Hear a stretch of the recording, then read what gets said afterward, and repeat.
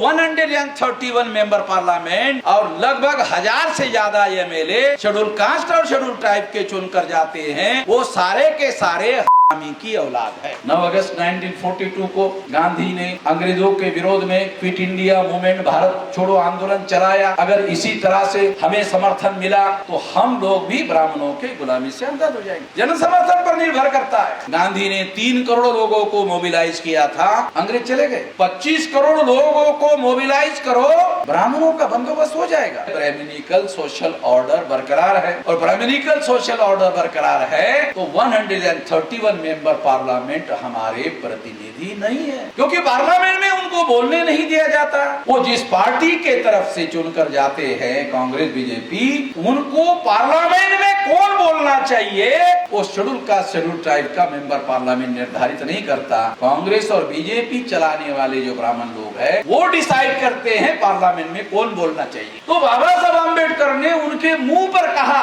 तुम लोग नहीं आए थे तो हमारी ये हालत थी, बहुत बुरी हालत थी, तुम आ गए तो भी हालत में कोई परिवर्तन नहीं हुआ। हम पहले ही नालायक थे, तुम लायक लोग आ गए, फिर भी हम लोग नालायक के नालायक ही रहे। हम समझते थे कि तुम लायक लोग हो, अंग्रेज तो हमारी अंदर लायकियत पैदा करोगे, ऐसा कुछ नहीं हुआ। ऐसा उधर अंग्रेजों के सामने तो गांधी जी ने देखा, ये अंग्रेजों को नहीं छोड़ रहा, अंग्रेजों को नहीं बख्श रहा, तो राज अगर हमारा आ गया तो ये हमको भी छोड़ने वाला नहीं है। तो ऐसे बोलने वाले लोग संसद में चुनकर नहीं जाने चाहिए। तो उनके कैसे लोग चाहिए, तो बाबा साहब अम्बेडकर ने कैसे प्रतिनिधि चुनकर जाने चाहिए उनके बारे में उन्होंने लिख कर रखा, they are opening their mouth only for yawning. वो ऐसे लोग चुनकर जाने चाहिए जो संसद में मुंह खोलने वाले नहीं होने चाहिए, और यदि उन्होंने संसद में मुंह खोला ही तो वो केवल जमाई देने के लिए खोलना चाहिए, इसके अलावा मुंह खोलना ही नहीं चाहिए। They are opening their mouth only for yawning, जमाई देने के लिए मुंह खोलना चाहिए, अन्यथा मुंह ही नहीं खोलना चाहिए। ऐसे प्रतिनिधि संसद में चुनकर जाना चाहिए, ऐसा गांधी जी को लगता है, कांग्रेस को लगता है। बाबा साहब अम्बेडकर ने अंग्रेजों के राउंड टेबल कॉन्फ्रेंस में ये बात कही। अंग्रेज एक पार्टी थी और चूंकि उनके पास सारी सत्ता नियंत्रण में थी और भारत के ब्राह्मणों के द्वारा आजादी का आंदोलन चलाया जा रहा था, तो बाबा साहब अम्बेडकर को ये समझने में ज्यादा देर नहीं लगी कि यदि अंग्रेज चले गए तो अंग्रेज की जगह ब्राह्मण भारत के हुक्मरान हो जाएंगे। ये उनकी केवल आशंका नहीं थी, बल्कि आज के तारीख में आज़ादी मिलने के 75 साल के बाद आप लोग सुनकर हैरान हो जाओगे, 76% प्रशासन पर ब्राह्मणों का कब्जा है। आईएएस, आईपीएस, आईआरएस जो इंडियन एडमिनिस्ट्रेटिव सर्विसेज है, उसमें आज के तारीख में 76% ब्राह्मण और तत्सम ऊंचे जाति के लोगों का कब्जा है। और जो राजनीतिक सत्ता है, कांग्रेस जाती है तो बीजेपी आती है, और बीजेपी जाती है तो कांग्रेस आती है। राजनीतिक सत्ता पर 100% कब्जा है।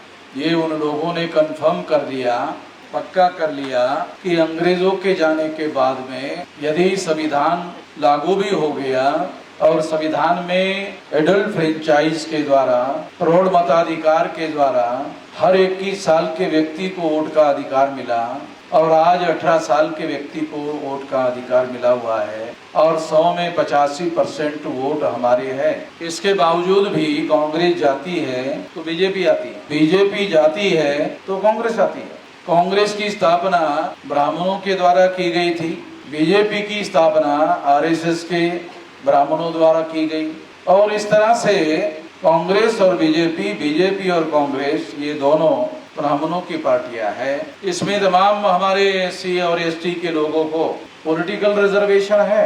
17 अगस्त 1932 को बाबा साहब अम्बेडकर ने अंग्रेजों से लड़ झगड़ कर सेपरेट इलेक्टोरेट हासिल किया था। हमारे तमाम नौजवान लोग हैं, उन लोगों को कुछ पता है नहीं, जानकारी नहीं है। सेपरेट इलेक्टोरेट हासिल किया था, और सेपरेट इलेक्टोरेट शेड्यूल कास्ट और शेड्यूल ट्राइब को लागू होना था। तो इससे क्या होता कि शेड्यूल कास्ट और शेड्यूल ट्राइब के लोगों को अपने अपने चुनाव क्षेत्र होते, जैसे आज है वैसे नहीं। शेड्यूल कास्ट और शेड्यूल ट्राइब के लोगों के चुनाव क्षेत्र होते। शेड्यूल कास्ट का चुनाव क्षेत्र होता, उसमें चुनाव क्षेत्र में वोट डालने का अधिकार केवल शेड्यूल कास्ट को होता, उसमें चुनाव लड़ने का अधिकार केवल मात्र शेड्यूल कास्ट और शेड्यूल ट्राइब को होता। तो इससे क्या होता, ब्राह्मणों को और तत्सम ऊंचे जाति के लोगों को शेड्यूल कास्ट और शेड्यूल ट्राइब के कैंडिडेट चुनने का अधिकार नहीं होता। कितने लोगों को ये जानकारी है, मैं ये नहीं कह रहा हूँ ज्ञान है, जानकारी भी नहीं है। ज्ञान तो बहुत बड़ी बात है। हमारे लोगों को जो पढ़े लिखे हैं, मैं अनपढ़ लोगों की बात नहीं कर रहा हूँ, पढ़े लिखे लोगों को ये जानकारी नहीं है कि 17 अगस्त 1932 को अंग्रेजों से लड़ झगड़ कर बाबा Saheb Ambedkar schedule caste schedule tribe के लिए सेपरेट इलेक्टोरेट का अधिकार हासिल किया था। इस सेपरेट इलेक्टोरेट शेड्यूल कास्ट का चुनाव क्षेत्र था, शेड्यूल ट्राइब का चुनाव क्षेत्र था। उसमें शेड्यूल कास्ट और शेड्यूल ट्राइब के ही लोगों को वोट देने का अधिकार था और शेड्यूल कास्ट और शेड्यूल ट्राइब के लोगों को ही अपने अपने चुनाव क्षेत्रों में चुनाव लड़ने का अधिकार था। ब्राह्मण और तत्सम ऊंचे जाति के लोगों को वहां पर वोट देने का अधिकार नहीं, उनको उनके संख्या के लिए अलग छोड़ दिया गया। इससे क्या होता, इससे शेड्यूल कास्ट और शेड्यूल ट्राइब के लोगों को, जो सबसे ज्यादा लड़ाकू किस्म का आदमी है, जो हमारी लड़ाई पार्लियामेंट में और संसद में और विधानसभा में सबसे ज्यादा लड़ाकू तरीके से लड़ता, वही उस चुनाव क्षेत्र में चुनाव लड़ता और चुनाव जीतता। तो अगर आज के तारीख में उसका विश्लेषण किया जाए तो 131 मेंबर पार्लियामेंट शेड्यूल कास्ट और शेड्यूल ट्राइब के होते। जब ये लड़ाई चल रही थी और बाबा साहब अम्बेडकर ने ये अधिकार अंग्रेजों से हासिल कर लिया था, तो इसके विरोध में गांधी जी ने आमरण अनशन किया। बिहार के लोगों को गांधी जी के प्रति थोड़ा सा अतिरिक्त अनुराग है, कोई खास वजह है नहीं। वो उनको कहते वो बनिया थे, और बिहार का बनिया मोस्ट बैकवर्ड है, बैकवर्ड भी नहीं है, मोस्ट बैकवर्ड है। गांधी बैकवर्ड नहीं है, गांधी वर्ण व्यवस्था में तीसरे वर्ण का है, वो ब्राह्मण नहीं है, क्षत्रिय नहीं है, वैश्य है। बिहार का जो मोस्ट बैकवर्ड है वो वैश्य नहीं है, वो बैकवर्ड भी नहीं है, वो मोस्ट बैकवर्ड है। बैकवर्ड में भी और ज्यादा बैकवर्ड है। कर्पूरी ठाकुर कौन थे? कर्पूरी ठाकुर बैकवर्ड नहीं थे। ये थोड़ा सा मैं आप लोगों को समाज शास्त्र का भी थोड़ा ज्ञान देना जरूरी है। बिहार के लोगों को ज्यादा है मेरे से, मगर मैं उससे भी थोड़ा सा जानकारी देना चाहता हूँ। कर्पूरी ठाकुर बैकवर्ड नहीं थे, मोस्ट बैकवर्ड। शायद पहली बार ही सुन रहे होंगे आप कि कर्पूरी ठाकुर बैकवर्ड नहीं थे। कर्पूरी ठाकुर बैकवर्ड नहीं थे, मोस्ट बैकवर्ड थे। और सवर्ण राजनीति, ब्राह्मण राजनीति जो समाजवादी लोग थे, उन लोगों को मालूम था कि यादव लोगों को अगर पिकअप करते, चूज करते और पिकअप करते, तो वो यादव ब्राह्मण के सर पर बैठ सकता था जैसे लालू जी बैठ गए। ये खतरा ब्राह्मणों को जो समाजवादी आंदोलन चला रहे थे उनको मालूम था, ऐसा हो सकता है। इसलिए उन्होंने क्या किया, किसी यादव को या अपर लेयर बैकवर्ड को उन्होंने चूज नहीं किया, पिकअप नहीं किया और उनको सामने नहीं लाया, उनको प्रमोट नहीं किया। तो उन्होंने क्या किया, मोस्ट बैकवर्ड को चूज किया, पिकअप किया और प्रोजेक्ट किया। ये बहुत माइक्रो एनालिसिस है। लालू प्रसाद यादव भी, उनका कोई इंडिपेंडेंट ऑर्गेनाइजेशन नहीं था, वो जनता पार्टी में थे, जनता पार्टी में थे, राष्ट्रीय स्तर पर जो जनता पार्टी थी उसमें थे। और वो जनता पार्टी के लोगों ने उनको आसानी से लीडरशिप दी, ऐसा नहीं, झगड़ा हुआ बड़ा, तो उन्होंने अपने से ले लिया। वो नहीं मान रहे थे दिल्ली वाले, तो उन्होंने अपना ही अलग कर लिया। ये आपके लोगों के बिहार के सामने का इतिहास है। तो मैं आप लोगों को ये बात समझा रहा हूँ कि मोस्ट बैकवर्ड क्लासेस के लोगों को, जो ब्राह्मणों की राजनीति है, जो समाजवादी अपने को कहने वाले थे, उन लोगों ने ये सारा खेल खेला। तो बाबा साहब अम्बेडकर के द्वारा अंग्रेजों को अनुसूचित जाति और जनजाति के लिए सेपरेट इलेक्टोरेट की मांग की और उन्होंने अंग्रेजों से ये लड़ झगड़ कर हासिल किया। तो इससे क्या होता आज के तारीख में, वैसे के वैसे अगर रहता, सेपरेट इलेक्टेड अगर रहता, तो आज क्या होता, पार्लियामेंट में, दिल्ली में 131 मेंबर पार्लियामेंट शेड्यूल कास्ट और शेड्यूल ट्राइब के होते, और दिल्ली में कांग्रेस का कोई भी ब्राह्मण प्रधानमंत्री बनना चाहता तो उसे शेड्यूल कास्ट और शेड्यूल ट्राइब का समर्थन लिए बगैर वो प्रधानमंत्री ही नहीं बन सकता। मिनिमम सिंपल मेजॉरिटी के लिए 543 में से 272 सीटें सिंपल मेजोरिटी के लिए चाहिए थी। अगर 272 सीटें मिलती तो 544 होता, तो एक सीट ज्यादा होती, तो उसको बहुमत मिल जाता। इसलिए 272 सीट से सिंपल मेजोरिटी होती, उसमें 131 केवल शेड्यूल कास्ट और शेड्यूल ट्राइब के होते। किसी भी व्यक्ति को दिल्ली में प्रधानमंत्री बनना है तो प्रधानमंत्री बनने के लिए शेड्यूल कास्ट और शेड्यूल ट्राइब के लोगों के सपोर्ट के बगैर प्रधानमंत्री बन ही नहीं सकता, क्योंकि वो सेपरेट इलेक्टोरेट में चुनकर जाते, वो कांग्रेस के मर्जी से चुनकर नहीं जाते, बीजेपी के मर्जी से चुनकर नहीं जाते। इसका मतलब है ब्राह्मण के मर्जी से चुनकर नहीं जाते, अपने मर्जी से चुनकर जाते, तो ब्राह्मणों को इनका समर्थन लेना पड़ता। तो गांधी जी ने ये खतरा पहले भाप लिया। लोगों को लगता है गांधी जी महात्मा थे, तो वो उसको मैं शैतान मानता हूँ। गांधी शैतान थे, यानी उनके अंदर ब्राह्मणवाद का शैतान छुपा हुआ था। तो उन्होंने सोचा अरे ये तो सारा का सारा हम लोगों को इनके ऊपर निर्भर रहना पड़ता। इसलिए गांधी जी ने इसके विरोध में आमरण अनशन किया। जब आमरण अनशन किया तो आप लोगों को सुनकर थोड़ा हैरानी होगी, बैकवर्ड और मोस्ट बैकवर्ड क्लास के लोगों ने बाबा साहब आम्बेडकर के विरोध में गांधी जी का साथ दिया। इतिहास की बात है, हिस्टोरिकल बात है, तो आपको ये सत्य बताना पड़ेगा, क्योंकि ये मेरे तो अलावा कोई बता नहीं सकता, क्योंकि किसी को समझ में ही नहीं आता। तो बैकवर्ड और मोस्ट बैकवर्ड क्लासेस के लोगों ने गांधी जी का साथ दिया। गांधी जी का साथ देने की वजह से सेपरेट इलेक्टोरेट खत्म हो गया, ज्वाइंट इलेक्टोरेट आ गया। अभी 131 मेंबर पार्लियामेंट अभी भी चुनकर जाते हैं। बाबा साहब आम्बेडकर चाहते वैसा भी चुनकर जाते थे, मगर उसके विरोध में गांधी जी ने अनशन किया, उपवास किया, और उपवास करने की वजह से वो सारी योजना रद्द करनी पड़ी, और बाबा साहब आम्बेडकर और गांधी के बीच में पूना पैक्ट हुआ, और पूना पैक्ट होने की वजह से जॉइंट इलेक्टोरेट आ गया। जॉइंट इलेक्टोरेट आने से क्या हुआ, शेड्यूल कास्ट के चुनाव क्षेत्र में, शेड्यूल ट्राइब के चुनाव क्षेत्र में शेड्यूल कास्ट और शेड्यूल ट्राइब का ही कैंडिडेट चुनाव लड़ सकता है। ये बरकरार रहा, लड़ सकता है, मगर वोट देने का एससी और एसटी के चुनाव क्षेत्र में ब्राह्मण को अधिकार होगा। क्या बदलाव हुआ, एससी और एसटी के चुनाव क्षेत्र में ब्राह्मण को वोट देने का अधिकार होगा, चुनाव लड़ने का अधिकार नहीं होगा, वोट देने का अधिकार होगा।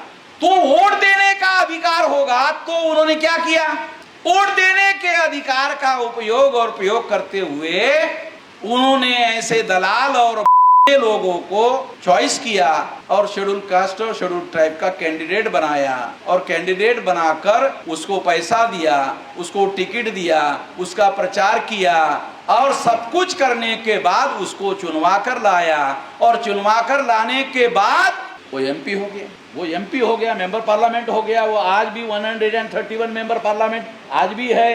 वो नाम हमारा लेते हैं, शेड्यूल कास्ट का, शेड्यूल ट्राइब का नाम लेते हैं, बाप वो है, नाम हमारा लेते हैं, शेड्यूल कास्ट का, शेड्यूल ट्राइब का नाम लेते हैं, बाप वो है।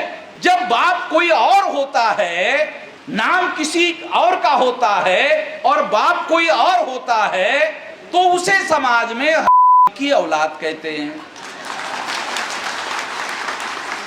सामान्य बात बता रहा हूं, सामान्य जो समाज में प्रचलित है, उसे हराम की औलाद कहते हैं, की औलाद कहते हैं। तो 131 मेंबर पार्लियामेंट और लगभग 1000 से ज्यादा एमएलए शेड्यूल कास्ट और शेड्यूल ट्राइब के चुनकर जाते हैं, वो सारे के सारे हरामी की औलाद है। मैं किसी इंडिविजुअल एमएलए और एमपी को हरामी की औलाद नहीं कह रहा हूं, मैं कह रहा हूं ये व्यवस्था हरामी की औलाद पैदा कर रही है। अरे समझ में आ रहा, ए व्यवस्था हरामी की औलाद पैदा कर रही है। तो मेरा ऑब्जेक्शन हरामी की औलाद पैदा करने वाली व्यवस्था के विरोध में है। व्यवस्था के विरोध में बोलने के लिए संविधान में आर्टिकल 19 के तहत मुझे मौलिक अधिकार है। संविधान के आर्टिकल 19 के तहत मुझे बोलने का अधिकार है, ये केवल अधिकार नहीं है, मौलिक अधिकार है, फंडामेंटल राइट है। इसके तहत बोल रहा हूं। वो व्यवस्था बता रहे हैं, ये व्यवस्था है जॉइंट इलेक्टोरेट जो गांधी ने हमारे लोगों पर थोपा। उस व्यवस्था ने दलाल और पैदा किए। जॉइंट इलेक्टोरेट ने क्या किया? दलाल और पैदा किए। तो ये दलाल और के पिताश्री का नाम क्या है? पिताश्री का नाम है मोहनदास करमचंद गांधी। डॉक्यूमेंट्री, काल्पनिक बातें नहीं बोल रहा हूं, डॉक्यूमेंट्री बोल रहा हूं। और उनको मानने वाले, चाहने वाले लोगों को बड़ी खुशी होती है। इसने हमारा सबसे बड़ा अधिकार छीन लिया। वो क्या लिया? वोट का अधिकार, शेड्यूल कास्ट और शेड्यूल ट्राइब का अधिकार छीन लिया। क्यों? हम जिसको चुनकर लाना चाहते हैं वो चुनकर आता नहीं है। हम जिसको चुनकर लाना नहीं चाहते वही चुनकर आता है। इसका मतलब यह है कि हमारा वोट का अधिकार 0 हो गया।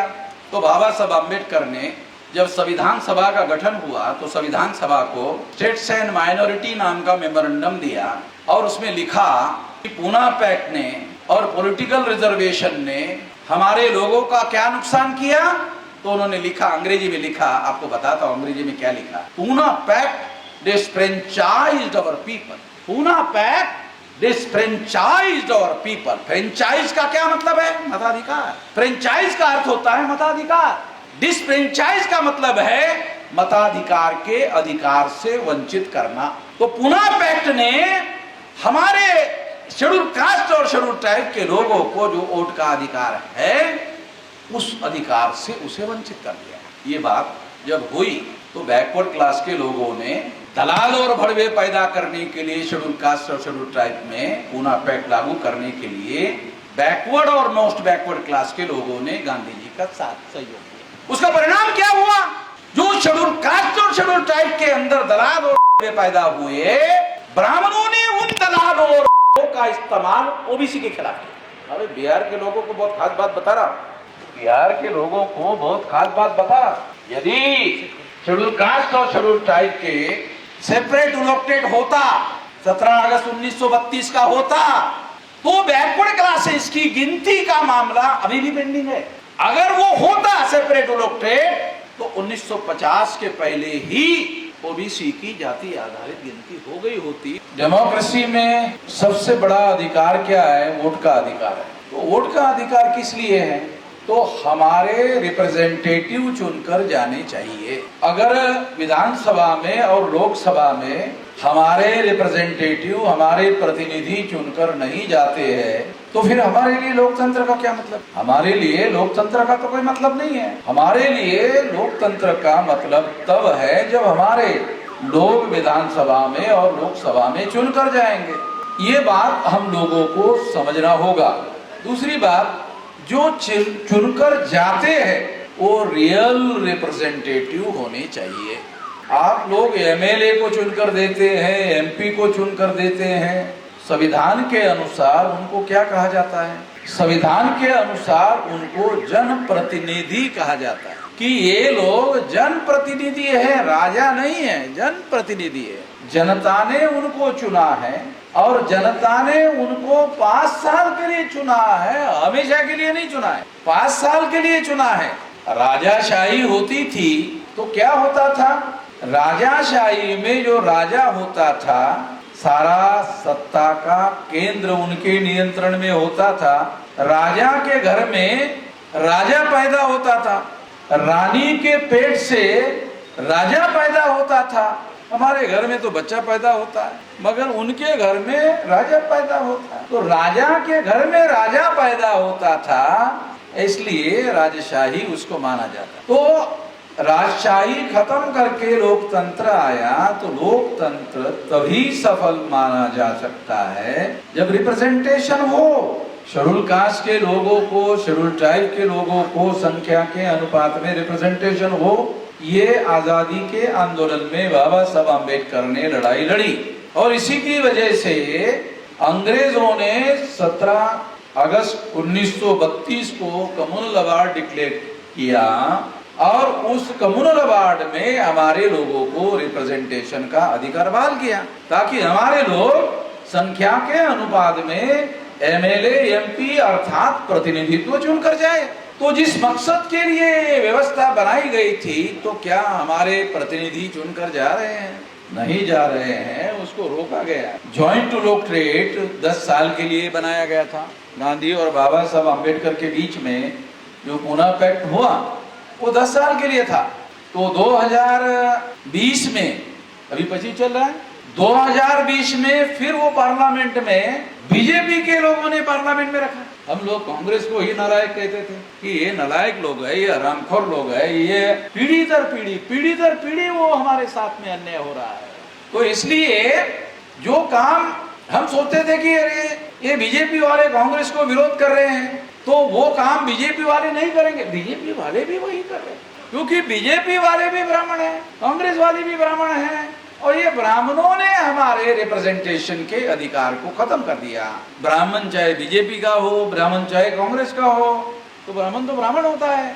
ये बात समझाने के लिए बता रहा हूं आप लोगों को। तो बीजेपी के लोगों ने 2021 को पार्लियामेंट में बिल सबमिट किया और 10 साल के लिए ये दलालों और बड़वों की व्यवस्था और 10 साल रहेगी, एक कानून पास कर दिया। तो ये व्यवस्था जो है दलाल पैदा करने की, ये ब्राह्मणों की साजिश का हिस्सा है। ये बात साथियों हम लोगों को समझना चाहिए।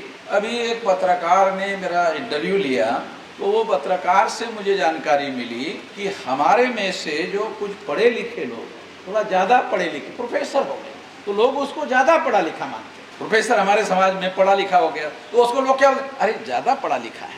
बाबा साहब अम्बेडकर भी प्रोफेसर थे।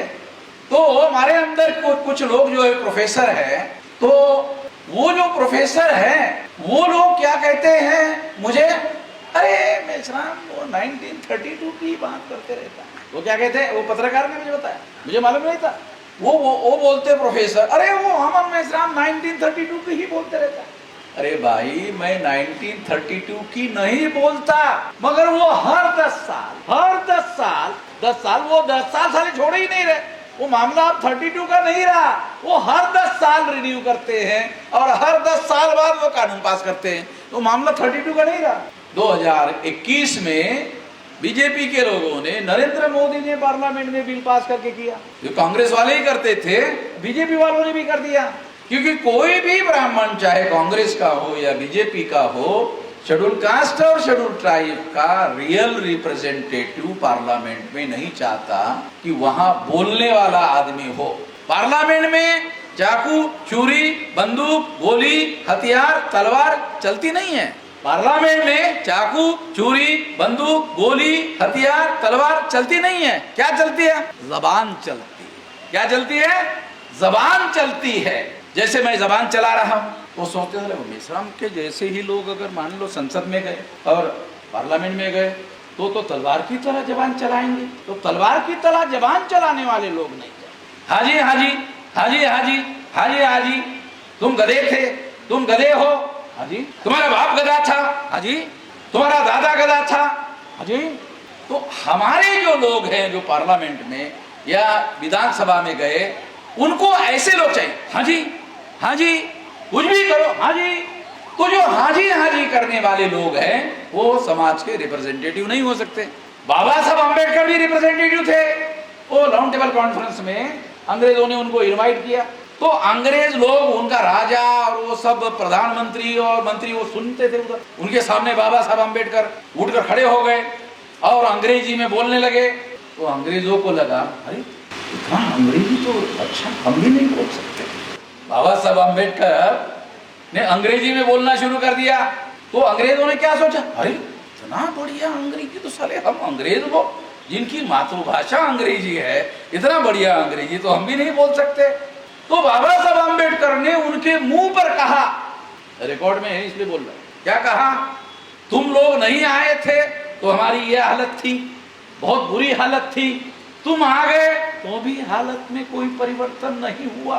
हम पहले ही नालायक थे, तुम लायक लोग आ गए, फिर भी हम लोग नालायक के नालायक ही रहे। हम समझते थे कि तुम लायक लोग हो, अंग्रेज तो हमारी अंदर लायकियत पैदा करोगे, ऐसा कुछ नहीं हुआ।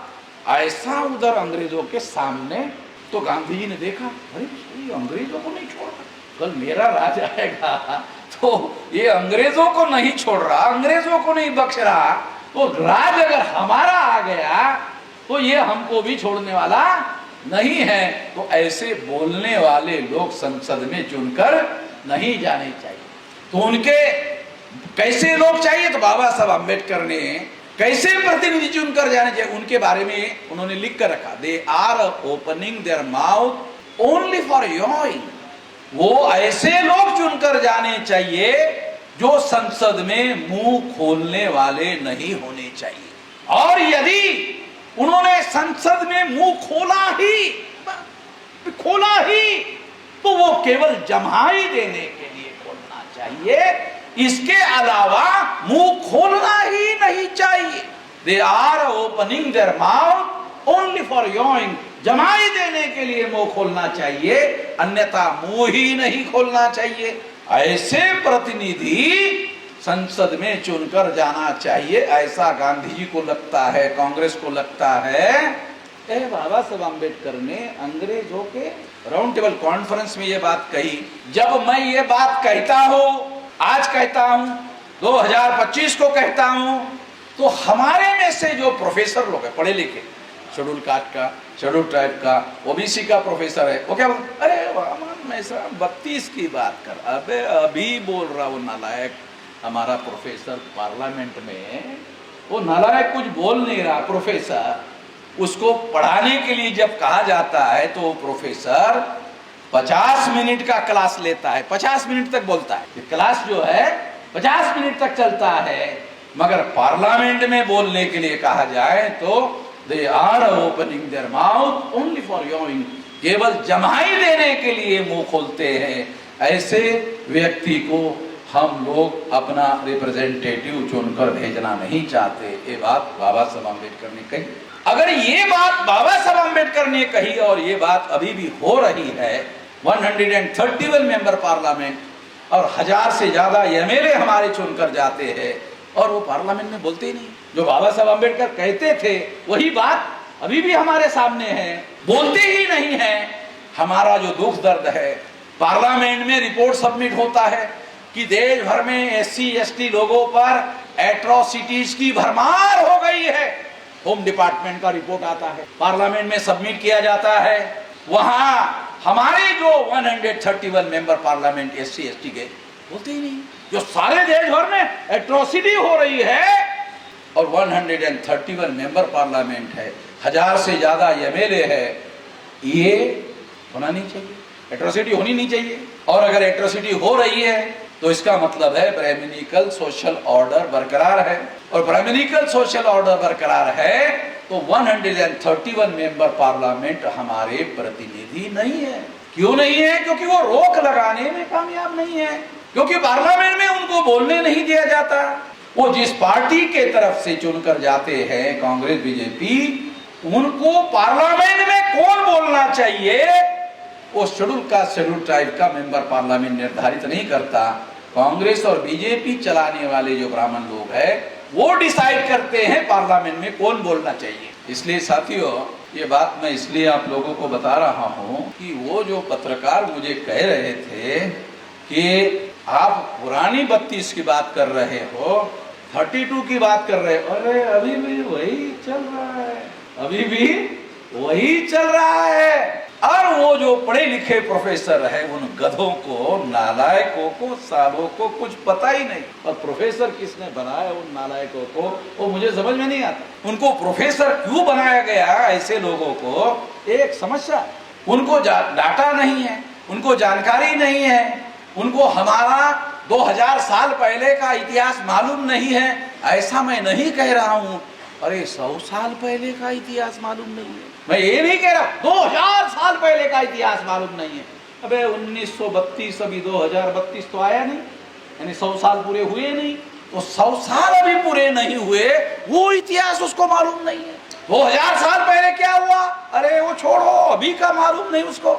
हम लोग ये बातें आप लोगों को क्यों बता रहे हैं? ये भी एक सवाल है, क्यों बता रहे हैं? क्योंकि जब इतने पढ़े लिखे लोगों को पता नहीं है तो हमें समझ में आता है, फिर लोगों को पता नहीं है तो आप लोगों को पता होना चाहिए। किसी गलत बात को रोकना है तो रोकने का पहला काम है उसके बारे में जागृत कर दो। लोग सतर्क हो जाते हैं। पहली बात हम लोग कर रहे हैं, हम लोग उस बात को रोकने के लिए ऐसा कर रहे हैं। दूसरी बात, हम इस विषय पर लोगों को जागृत करना चाहते हैं। तीसरी बात, संगठित करना चाहते हैं। संगठित क्यों करना चाहते हैं? क्योंकि इस परिस्थिति में बदलाव चाहते हैं। इस परिस्थिति में बदलाव चाहते हैं। बदलाव कैसे होगा? जन लोगों का हमें समर्थन मिलेगा। अगर समर्थन मिला तो हमारी संगठन की ताकत बढ़ेगी, संगठन की शक्ति बढ़ेगी।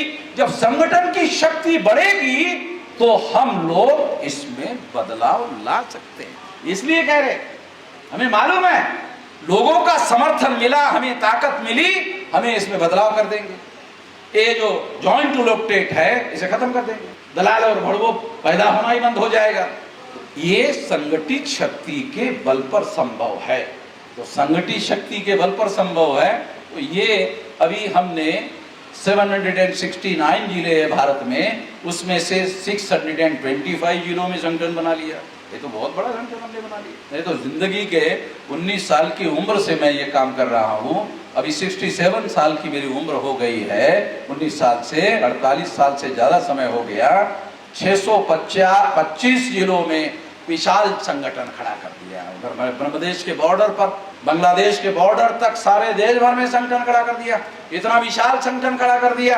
और अब हम लोग आंदोलन करने की दिशा में आगे बढ़ रहे हैं। हर 6 महीने में आंदोलन करने की दिशा में आगे बढ़ रहे हैं। और आंदोलन क्यों कर रहे हैं? अब हम पढ़े लिखे लोगों को केवल मात्र इकट्ठा नहीं करना चाहते, हम लोग अनपढ़ों को भी इकट्ठा करना चाहते हैं, मासेस को भी इकट्ठा करना चाहते हैं, साधारण लोगों को भी इकट्ठा करना चाहते हैं, ताकि बड़े पैमाने पर जन समर्थन हमें मिले। जन समर्थन मिलेगा फिर मामला हल हो जाएगा। 9 अगस्त 1942 को गांधी ने अंग्रेजों के विरोध में क्विट इंडिया मूवमेंट, भारत छोड़ो आंदोलन चलाया। अगर इसी तरह से हमें समर्थन मिला तो हम लोग भी ब्राह्मणों के गुलामी से आजाद हो जाएंगे। जन समर्थन पर निर्भर करता है। तो आप लोगों को क्या करना है? आप लोगों को जिले तक संगठन बनाना है। तो आप कोशिश करो जिले तक संगठन बनाना है। फिर जिले के बाद तहसील, तो तहसील में संगठन बनाओ।